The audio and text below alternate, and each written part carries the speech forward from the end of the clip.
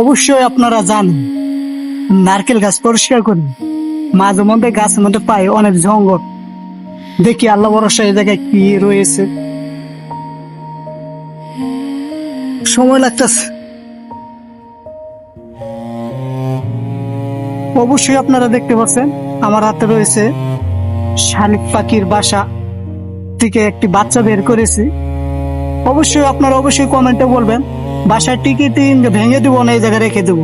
অবশ্যই আপনারা কমেন্টে বলবেন। আমার জানা মতো বাসাটি রেখে দে, বাচ্চাগুলো মা বড় হোক, আল্লাহ পাক আমার জন্য এবং আপনারাও খুশি হন।